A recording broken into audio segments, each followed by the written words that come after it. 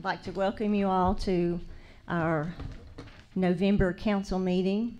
It is a little bit after 6 o'clock, and so it is time to start the meeting. And as I explained to some young men in the back previously, we begin all of our city council meetings with the invocation and the Pledge to Allegiance. So if Mr. Ron Graves would not mind leading us in an invocation, I'll ask everyone to stand and then remain standing, because we were honored to have Webelos Pack 170 with us, and they are going to lead us in the Pledge of Allegiance. Let us pray. Our most gracious Heavenly Father, we come to you tonight with our hearts full of praise and thanksgiving. We come to you requesting the leadership of your Holy Spirit, and we request that we can be respectful of each other in our discussions and decisions that are made. Lead us tonight. Help us to use the gifts that you've given us to come to an understanding of all issues that need to be resolved or voted upon. And Father, we pray that we can be in your will in things that we say and do. In Christ's name we pray. Gentlemen in the back, if you want to start. I pledge allegiance to the flag of the United States of America and to the republic for which it stands, one nation, under God, indivisible, with liberty and justice for all. Thank you.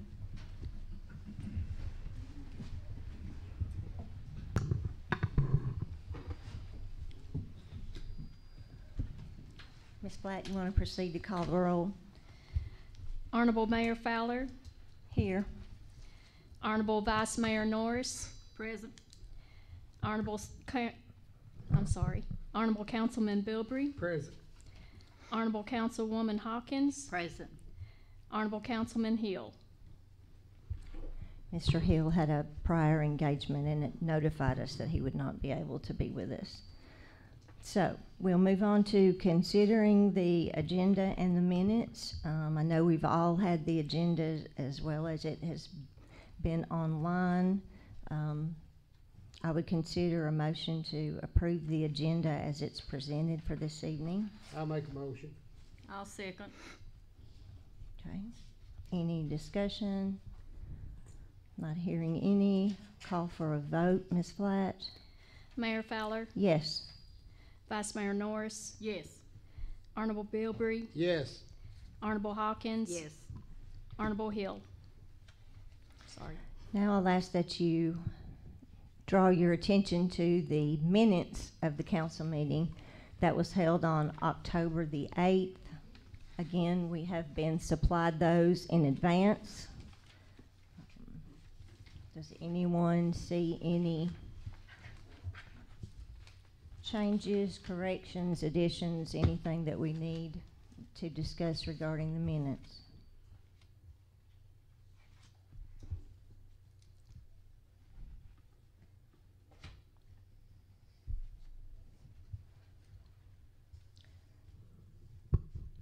Not hearing any, I will ask for a motion to approve the minutes of the council meeting that was held on October the 8th. I'll make a motion. Is there a second? Second. Ms. Flatt? Mayor Fowler. Yes. Vice Mayor Norris. Yes. Honorable Bilbrey. Yes. Honorable Hawkins. Yes.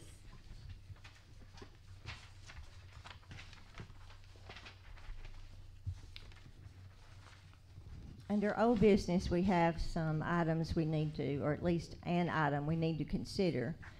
We spoke at some length regarding participating in the State of Tennessee Local Government Investment Pool. Mr. Morrison, at our request, got us some rates from the various banks, investigated the State of Tennessee Local Government Investment Pool. I think all of us had some questions, and he has answered those for us. And we do have monies right now in, I believe, First National Bank as well as Wilson County Bank. And we were just looking to get the, as is our duty, to get the best investment possible on our funds. Now, item number 3 says consider approval of an agreement to participate in the State of Tennessee Local Government Investment Pool. However, I would like for us to consider, and I'm going to follow through with a motion that we not participate in the pool, but however, that we allow Mr. Morrison to invest city funds with First National Bank, Wilson County Bank, and First Freedom Bank. I'll second that. Is there any discussion?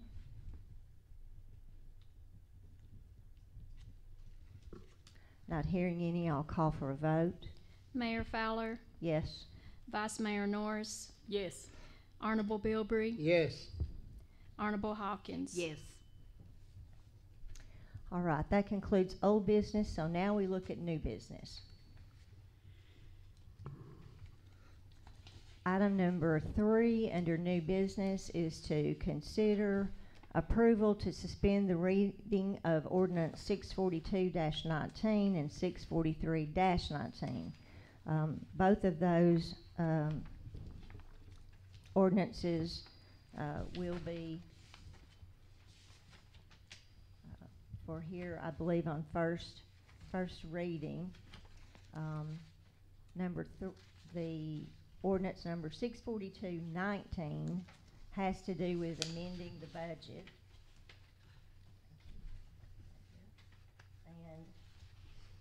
And 643-19 has to do with, get it here,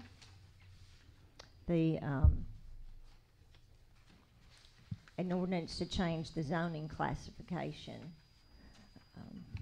So since we are going to get into those in the next 2 items, I would consider a motion to approve the suspension of the reading of those 2 ordinances at this time. Second. Well, we need a motion. I'll make a motion. Okay. Ms. Hawkins, you second? Yes. Okay. Ms. Black? Mayor Fowler, Yes. Vice Mayor Norris, Yes. Honorable Bilbrey, Yes. Honorable Hawkins. Yes. All right. Now, let's consider ordinance number 642-19. 642-19 is an ordinance that allows amending the budget of the 2019-2020 fiscal year. And what that would do is we have received monies were expended for I believe a police car repair and for some training opportunities. Now what happens is that we received insurance money to recover the repairs that were made to the car, and then the police department received a scholarship to pay for the training that was done. And so actually this is just an amendment of the budget to show that what went out came back in for a net of 0.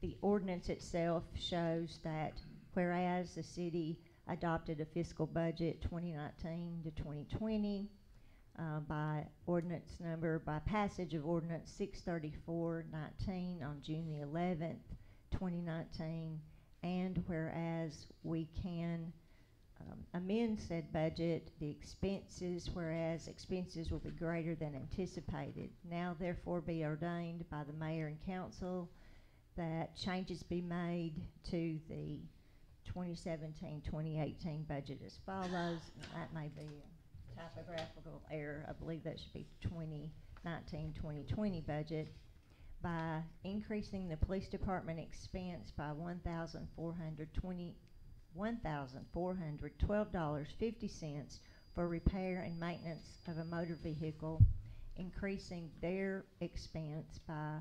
$1,550 for employee education and training, which would increase their general fund revenue by $2,962.50. So the board and mayor council authorizes the city recorder to make said changes in the accounting system. This ordinance will take effect after the second and final reading, the public welfare requiring it. So again, any issues would be money that was spent to money that we received, and so we need to amend the budget to show those incoming funds. Do I hear a motion to approve on first reading ordinance 642-19? I make a motion. Second. Any discussion? Hearing none, I'll ask Ms. Flatt to call the roll. Mayor Fowler, Yes. Vice Mayor Norris, Yes. Honorable Bilbrey, Yes. Honorable Hawkins. Yes. All right. The other ordinance that we are considering is number 643-19.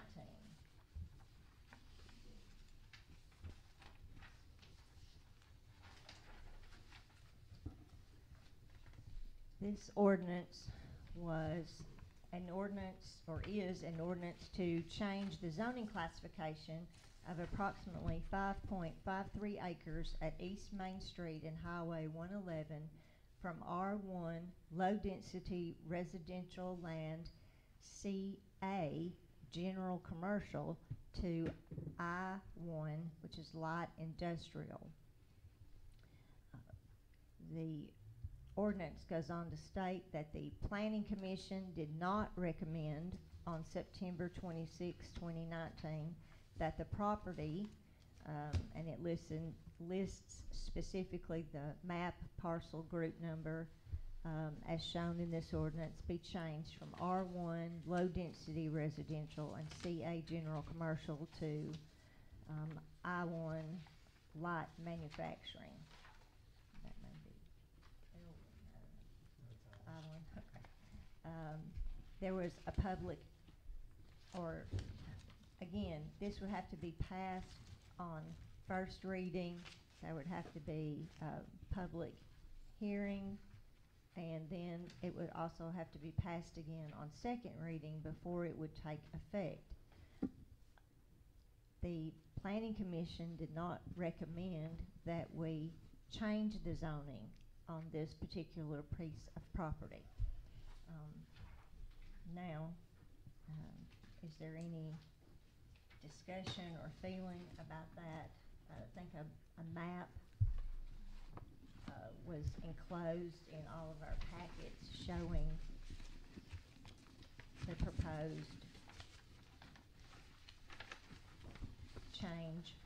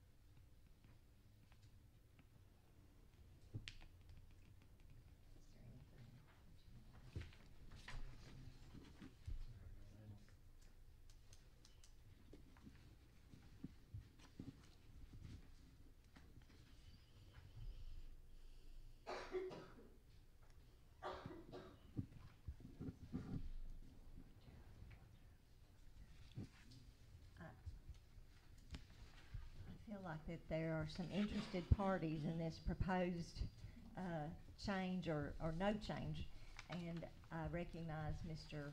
Michael Savage as being a colleague of mine from the Overton County Bar, and if you would like to address the council, I'd be happy to hear you at this time. I would, and I appreciate the opportunity to address the council. I have some plats here that show the exact part that we're looking at. If I could approach, Sure. Thank you. I've got one for each council. Oh, okay, that's okay.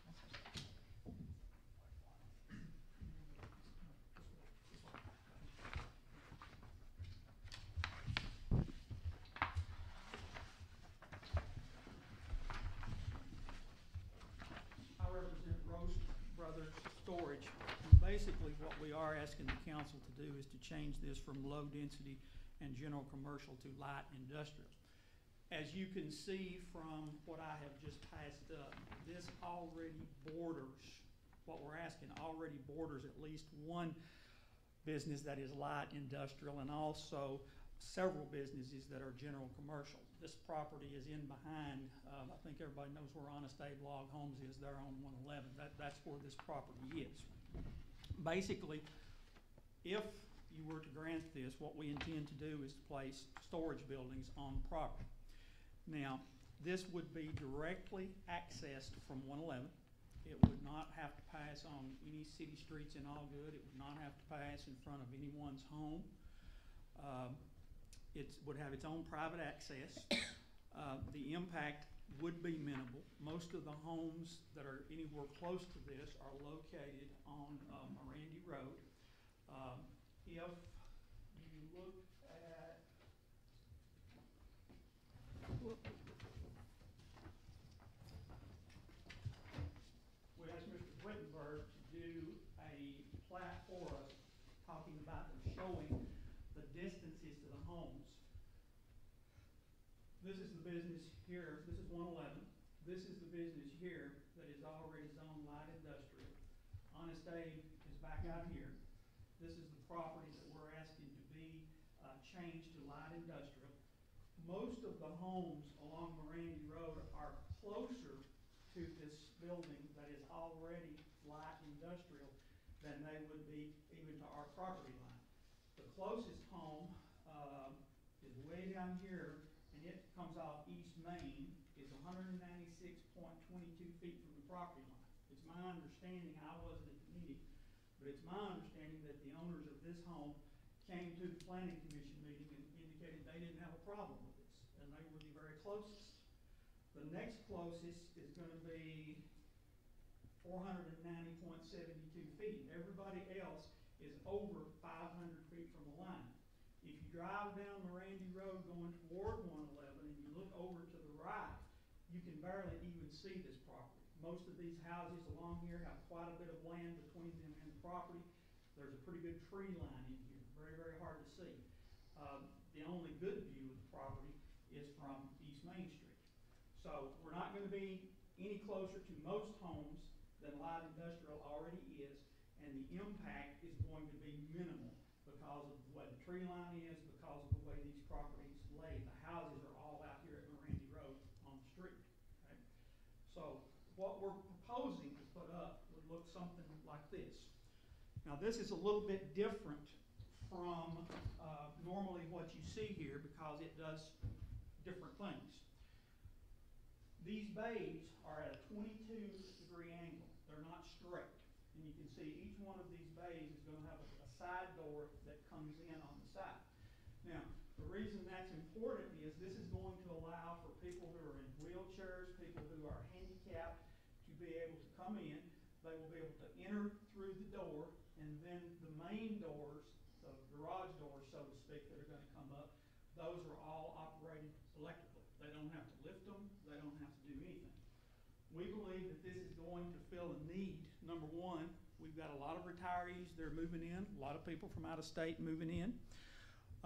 We believe that they're going to be looking for something like this, and these are going to be large enough, most of them are going to be large enough to put these really big RVs in. Okay? The plan is we will have a very small repair shop there, just for people to use, nothing major. Also, the potential that they can be able to wash their RV while they're there. We've got a lot of apartments. We've got a lot of townhomes. Everybody's seen those and seen how they're going up all over Cookeville. Most of those people they need a place to store their property. They're not able to do it there. This is going to allow people who own boats, people who own RVs to be able to do that, and especially, like I said, the people with disabilities. Every day as I go to Livingston to work, I drive by the storage place down there at Rickman, and I see it's full. Everybody's seen that. I live at White Plains, and I know of at least 2 people over there that are my neighbors that have their RVs stored and their boat stored at Rickman. And I really believe that they would probably move theirs down here if this were available. The plan is to spend probably about $1 million on this, so it's definitely going to increase the tax revenue. It will take the remainder of the property that this little section we're asking you to rezone is coming off of out of the greenbelt. So that's going to add a little bit to the tax base. This is not a spot zone. We're not in the middle of somewhere asking you to put us in the middle of all this residential or in the middle of something else. We are bordering on it. The way this lays, this is almost perfectly ideal to put this where it is. Not going to affect very much anybody. The Roasts intend to be good neighbors. They intend to keep this up. They intend for it to be something that the community can be proud of, and hopefully that will be a help to the community. Close by already, like I say, we've got the light industrial already. We've got Honest Aid. A little farther away, but not too far away, is the Rock Quarry. Everybody knows where that is. So basically, we're just asking that the council approve this, at least on first reading for now. If there's any other information that we can provide, we'll be happy to provide it. Mr. Whittenberg, who did the survey, is here if anybody has any questions. Mr. Roast is here if anybody has any questions of him. Mr. Savage, I might just ask, I know when things are proposed, sometimes that's not always how they end up. And if the council were to agree at least to rezone this on first hearing or first reading, I don't know what kind of assurances that we would have that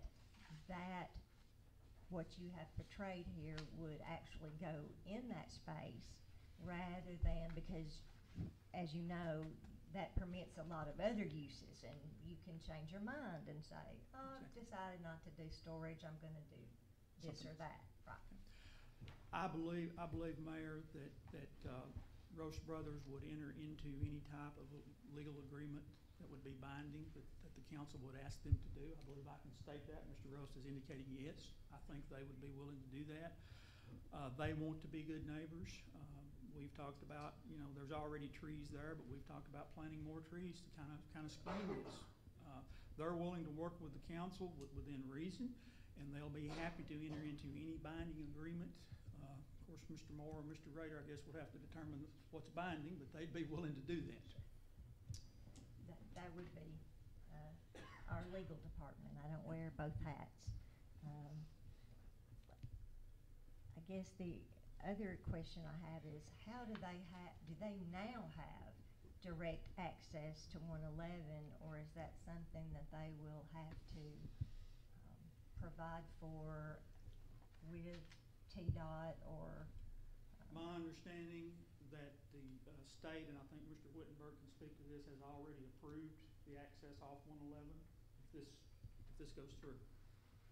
Yeah, we provided an exhibit to TDOT officials, and mainly what TDOT looks for is sight distance. So when you pull out somewhere, is there enough sight distance for you to see an oncoming car? And if you do happen to pull out in front of that oncoming car, do they have enough sight distance to safely stop before they reach you? That distance varies depending on the topography and the hills and stuff, so they have formulas for that. So we provided them the exhibit, and then had the distances listed. The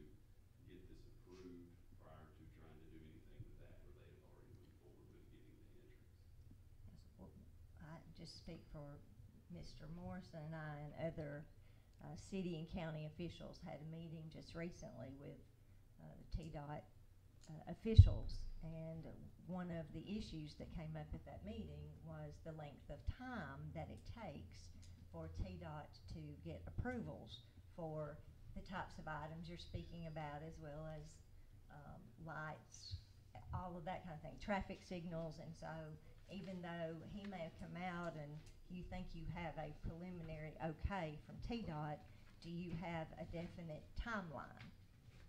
As far as the approval. The access, that you would be granted officially access? I would say it would probably take at a minimum 90 days to get a signature from TDOT and approval, because you'd have to submit civil engineering drawings. There may have to be utilities that get lowered. There's a number of other things that may be involved. So it would be all part of the site plan that our civil engineer would design. Okay, thank you. I would also like to add, Mayor, if I could, that there is a small cemetery behind the light industrial that my understanding is the only way to get to it is across my client's property now. They're more than willing to allow this road to be used to get to this cemetery, free access to it, if we can do it.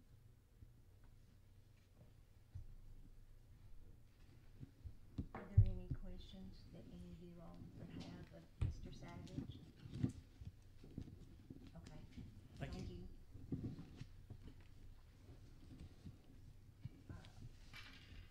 I guess in trying to make as an informed a decision as we can, are there any property owners here who would be affected by this and who would like to speak or address the council? Okay.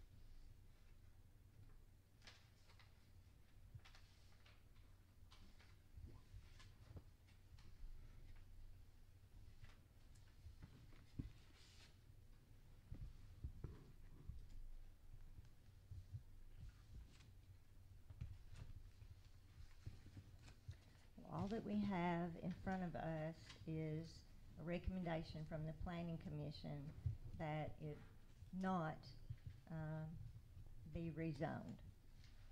I was not at that meeting,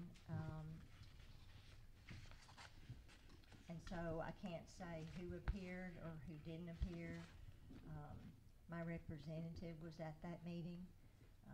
All we get as a council is just a report saying we did or we didn't. And I'm not sure what the basis was on that. Did you have something else, Mr. Savage? My understanding is that there were, I forget how many members on the Planning Commission, but that one of the Planning Commission members actually has storage units in the city of Allgood. My understanding is that person spoke and that person voted. So we take extreme issue with that because we think it's a clear conflict of interest. I think the only thing that I was told, I have listened to that meeting. I couldn't hear it all, but basically the only thing that was said was, we don't think this is good for Allgood. Well, what's the basis for that? Why is it not good for Allgood? There's nobody here to complain. There's nobody here to say this is going to be too close to my house. We've shown that it's going to increase the tax base. It's going to give the people of Allgood who have disabilities a place to store things. How could it not be good for Allgood? That's the thing. We were given no specific reason other than it's not good for Allgood. So that's an issue that we have. That person should have never spoken and that person should have never voted. Well, again, that's probably something that should be addressed to the Planning Commission as well as our legal counsel. But be that as it may, Well, Lisa, from the legal perspective, the city council's not bound by the planning commission. You guys can make your own independent decision. They make a recommendation to you, and you guys make your own independent decision. So if there was not a conflict of interest, you're not bound by anything the planning commission said. You guys make your own decision, and whatever you decide is your decision. And if I could, Mayor, I would say this is the first reading. This is not binding anybody to anything. We would ask that it at least pass the first reading. If you need more information, we'll provide anything that needs to be provided. well, the only thing I was thinking of, Mr. Savage, is that we certainly like for our neighbors to be informed of what's going on, and I don't know if any of those folks attended the commission meeting. I think I know one, but I don't know about any of these other people that were on the list, and it may be that, you know, if this thing progresses, that we would want them to especially know that this could affect you. And of course, if it were to pass on first reading, that the signs would be posted and those kinds of things about a rezoning. Yes, sir, Mr. Whitmer. That was already, it was. Did you do that at the Yes, we planning already commission? have. There's been no opposition from any of the adjoiners, and I actually have the minutes from our planning commission meeting. And Mr. Buck stated that if the construction of the storage buildings were to be high quality and the use would seem to be harmonious with the other properties, that he would not be opposed to the rezoning. That was his comment. He was the other adjoiner. Yes, And and then also, there was actually two items on that agenda. One was for the planning commission, and one was a lot line adjustment to, they own both pieces of property Right. now. And to clean it up and to give one access on one piece of property and not be cutting across two, it was advised to the planner that we go ahead and do a simple lot line adjustment. And by doing so, that would allow direct access to 111, which is odd because that property that we're talking about rezoning, there's already, I think, 2.4 acres that is commercial that there's no access to because it's not directly connected to 111. So we're trying to remedy that. The other side is there's only 3.29 acres that's residential that's going to be going to industrial. So that being said, I've been surveying for 19 years. I've had my own practice for 10. I've never been to a planning commission meeting where, and as the planner stated, staff planner then stated that the submitted plat was in compliance with both the zoning ordinance and the subdivision regulations. I've never seen that scenario and it get denied when there was no opposition from the general public, especially on a simple lot line adjustment. So, that kind of raised a red flag for us that there may be some financial interest from other people. There was something else involved. So when we dug a little deeper, found out that one of the parties may have had financial interest in the decision. And they made, when it went to the rezoning, they actually made a motion to recommend to the city council that the aforementioned rezoning request be denied. So, And again, I appreciate your position. However, as council pointed out, we're not bound by those agreements or, you know, recommendations. And again, you're not bound, or the owners of the property aren't bound to build storage units. You know, this can be rezoned, and then they can, there's a list of things that can be done. I think So- what we're looking for is contingency. You know, the rezoning is contingent on it being this simple use. And then if it's not used for that purpose, then the rezoning can be reverted back to its original intent, the zoning map. Yeah. And that goes back to what we were discussing earlier, is that we would have to have some sort of assurance, you know, that, We would be willing to I give think. adequate assurance, whatever the council deems necessary. okay, thank you.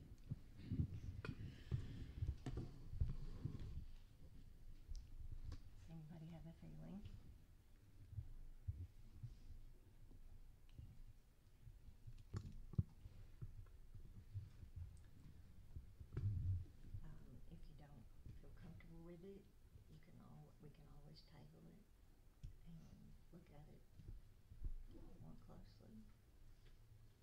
Or if somebody wants to make a motion, that's also, you can approve it, not approve it, or table it. Those are our choices. I'll go ahead and make a motion, we approve it on first reading. I'll second. Okay, we've had a motion to approve the amending the zoning classification on ordinance 643-19. Motion's been made and seconded, and I'll ask Ms. Flatt to call the roll. Mayor Fowler, Yes. Vice Mayor Norris, Yes. Honorable Bilbrey, Yes. Honorable Hawkins. Yes.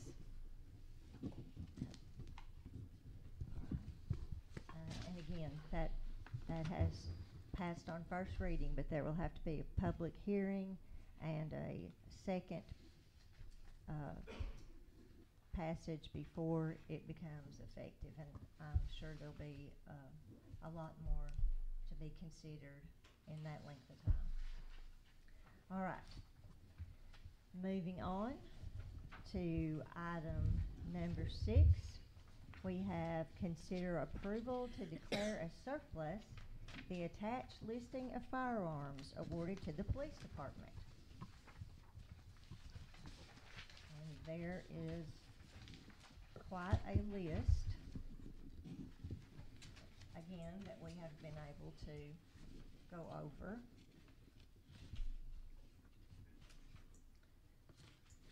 They have all, as we know, they have all been cleared by the judge for getting rid of them.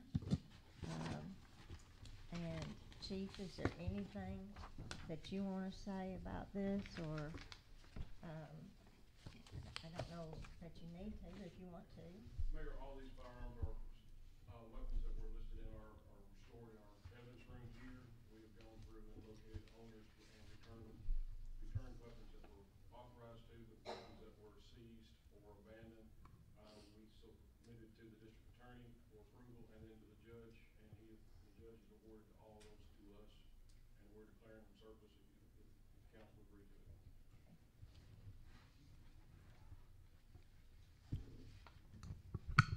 I would add that these are 20 units. The list is available if anybody will want it. Eagle Auction Online will be handling the sale, and S&R Gun will be handling all the firearm transfers.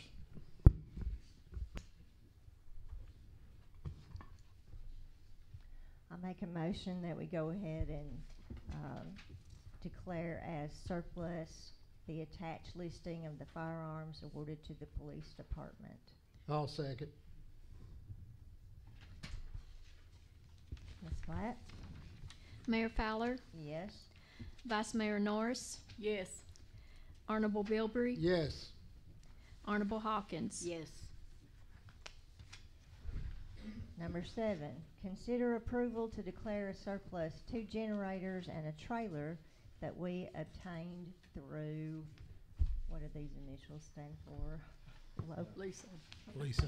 LISO, it's a law Lisa. enforcement program through the military. Law enforcement, okay. All right. And again, Chief or Mr. Morrison, you want to tell us a little bit about the generators and the trailer? Chief probably don't know about these. They've been here 3 times longer than he has. These have been here ever since I came here. There are 2 generators on a trailer that we've had for a while. We've obtained a newer generator with less hours. We're just surplusing these and moving them out of the way for newer equipment that we won't have to work on. We'll sell these individually and hopefully obtain enough money to continue the program. Does anyone need any more information about those? I'll make a motion. I'll second. Ms. Black? Mayor Fowler, Yes. Vice Mayor Norris, Yes. Honorable Bilbrey, Yes. Honorable Hawkins. Yes. Okay. Number 8, consider approval to declare as surplus a 1995 Stewart and Stevenson cargo truck obtained through the same organization. Understand that this has had radiator issues as well as drivetrain issues. That's correct. It's not operational at the moment. Rather than putting any money into it, we're just asking to surplus it. We'll get rid of it and try to find a replacement. I'll entertain a motion to declare that as surplus. I'll make a motion. I'll second it. Ms. Black? Mayor Fowler, Yes? Vice Mayor Norris, Yes. Honorable Bilbrey, Yes. Honorable Hawkins. Yes. The next item is again a surplus item. Consider approval to declare as surplus a motorcycle which was seized by the police department. I do believe that was related to a drug arrest, and so any money generated from the sale of that vehicle or motorcycle would be then go back into the drug fund.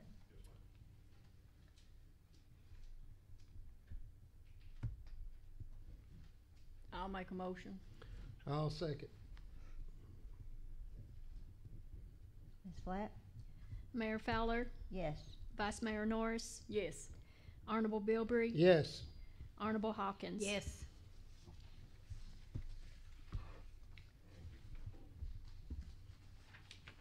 And item number 10.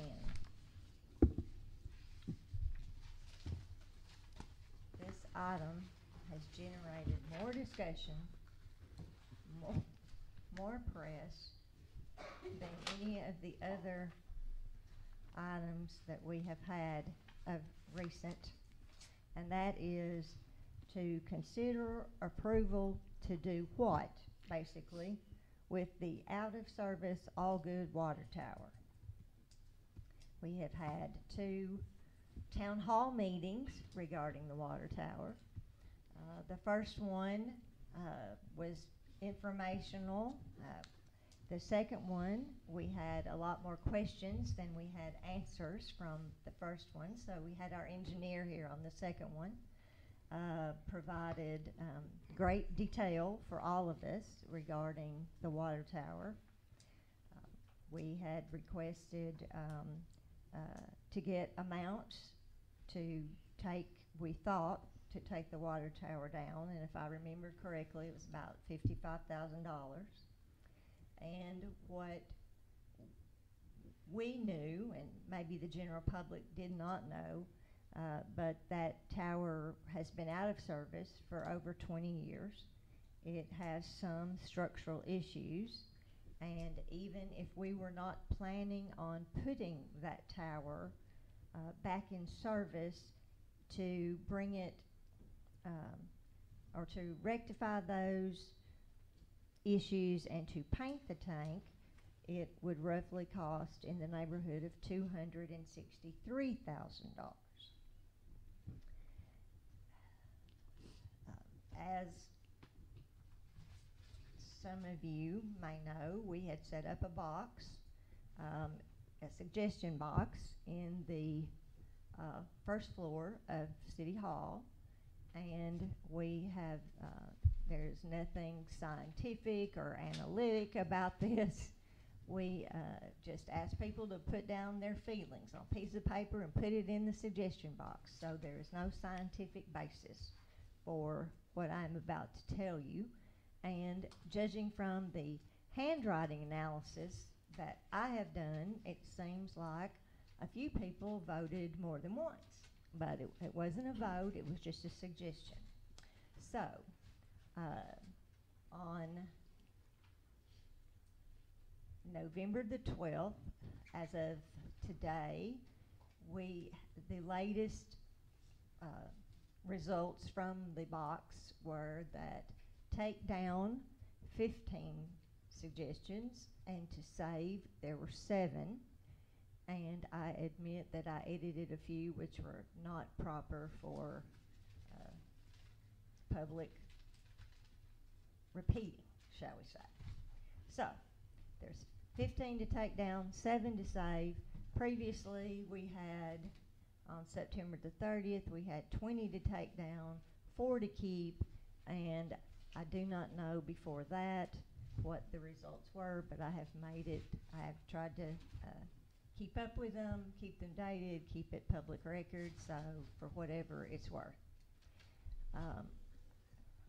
I think I probably have been overly vocal, and that to me, to my heart, it represented a piece of all good history.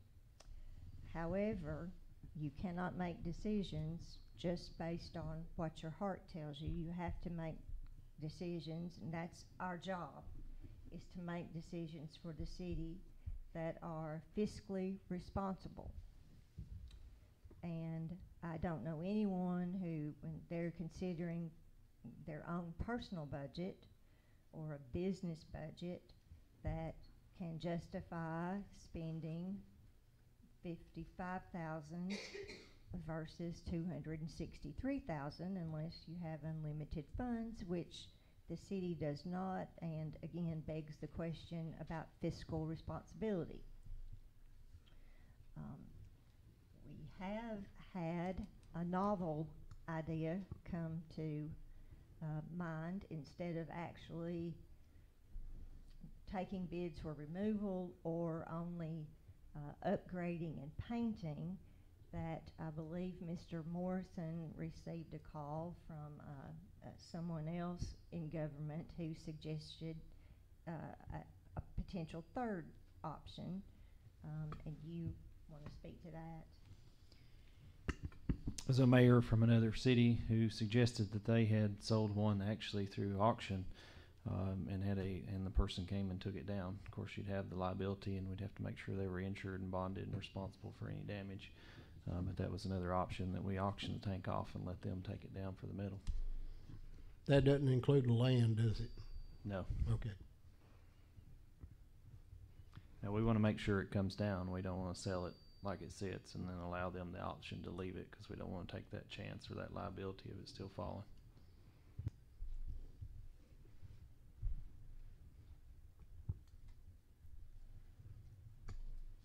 I think also, as an aside, perhaps if we hire somebody to take it down, or if it gets auctioned, that perhaps we can memorialize the tower some way in the new park. You know, that's always, you know, an option that we have. If we retain a piece of it, or if we have a picture, or, you know, there's just all kinds of possibilities, so that it may be gone, but it won't be forgotten, so to speak.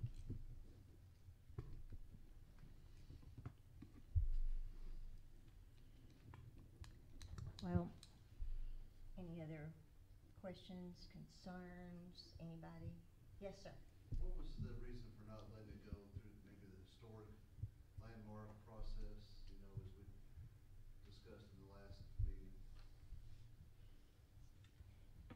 It was my understanding that perhaps the majority feeling from the community was that they wanted something done about it sooner or faster than we could get through the historical commission paperwork and documentation. What's the urgency that you understand an urgency? Because the engineer was saying that there's no immediate threat, no urgent threat that it's going to fall or cause any harm to anybody. I don't have any particular feeling about that one way or the other. I frankly don't know about the urgency. I just think that based on what the engineer told us, that the longer we wait, the more that it will deteriorate, the more it could possibly cost for us to take it down, and the more it would certainly cost for us if we restored it or repainted it. And I think that was the basis of the decision.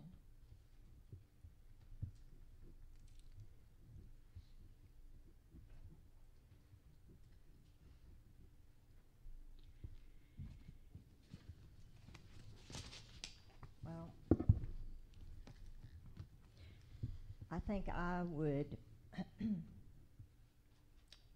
I will make a motion to consider approval to request bids for the removal of the tank simultaneously with listing the tank for auction with a reserve and by the appropriate licensed, regulated, and insured potential purchasers. I'll second that. Ms. Blatt? Mayor Fowler, Yes. Vice Mayor Norris, Yes. Honorable Bilbrey, Yes. Honorable Hawkins. Yes.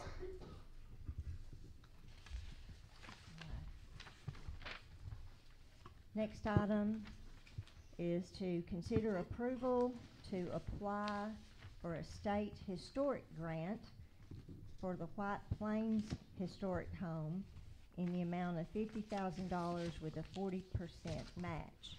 Now, this would just be to apply for the grant. And then at the time, if we're awarded the grant and we decide to accept it, at that time, then we could decide if we want to do that or not. This is just to consider approval to apply for a grant. I make a motion.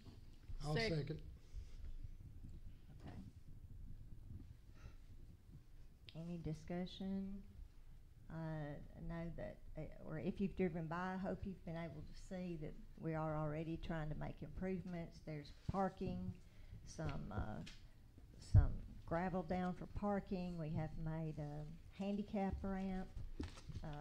We've done some sanding to get rid of some of the old paint so that we can begin a process of restoring the home, at least to the outside, to some of its former glory, and hold future events there. So, and we have several coming up, and I'm sure Mr. Morrison will let us know what they are. But having a motion and a second, Ms. Blatt, I'll ask you to call the roll. Mayor Fowler, Yes. Vice Mayor Norris, Yes. Honorable Bilbrey, Yes. Honorable Hawkins. Yes. Right, now I'll ask Mr. Morrison if he wants to update us on anything. Pardon? Ms. Hawkins?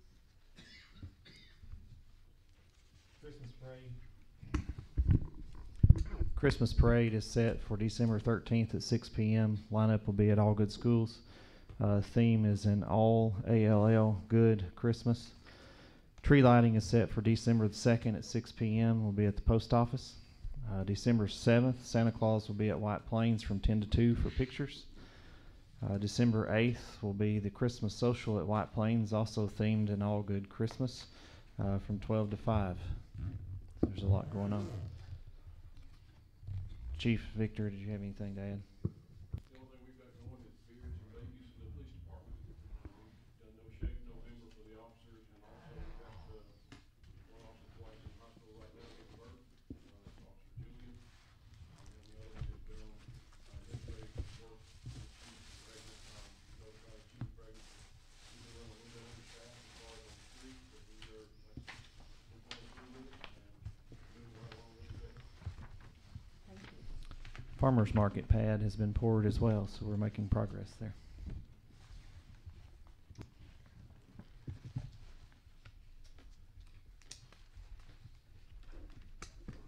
And if anyone needs a sign-up sheet for the parade, is that online? Can they get it from your office? How do we do that? They can get it downstairs or online.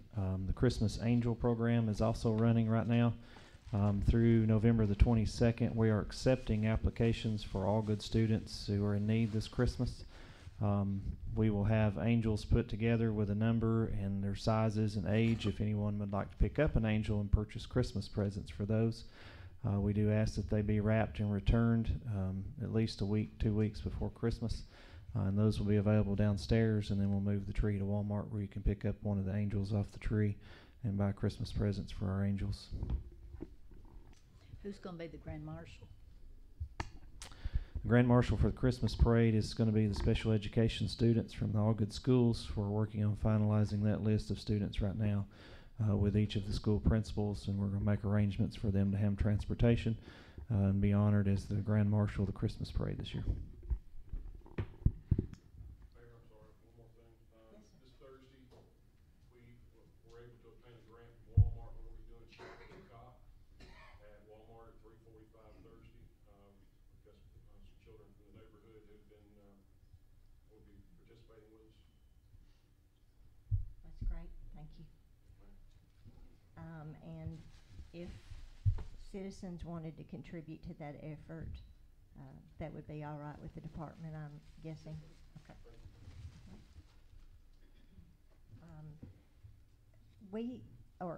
I guess, first of all, I want to say thank you and kudos to the events committee for all that they do for putting together these various activities that we have, and just heard that we have several of them going on. I've had questions about why the Christmas tree lighting is not going to be at the same time as the annual Christmas parade. And I wondered about that myself until it was pointed out to me that if we waited until the 13th, the night of our parade, the tree wouldn't be on very long. So that I'm assuming that's why we did the December the 2nd date, and I would encourage everyone that can to attend. That's always a very festive occasion for us. We are still finalizing the details about what will happen after the Christmas parade. We generally have a social activity and Christmas caroling and refreshments and that kind of thing, and so as those details become available, we will certainly let you know. Are there any citizens or groups that would like to address the council? This is your opportunity. Oh, yes, Miss Unetta, come right on up. This is Miss Unetta Jenkins, and she is with the Friends of White Plains, and she's very instrumental in working with the White Plains House. Thank you, Mayor and Council. I felt that it was an opportunity tonight to tell you how much as Friends of the White Plains that we do appreciate your support and your effort. Excuse me. This is a lifelong, for 7 years we've worked on this, and we know that right now this is the beginning of another era. So thank you so much on behalf of the Friends, and we hope to see you around real soon. Thank you. Thank you. Not hearing any more from our citizens or any delegations, I would entertain a motion to adjourn with a note that our next meeting is December the 10th. I'll make a motion. I'll second. So moved.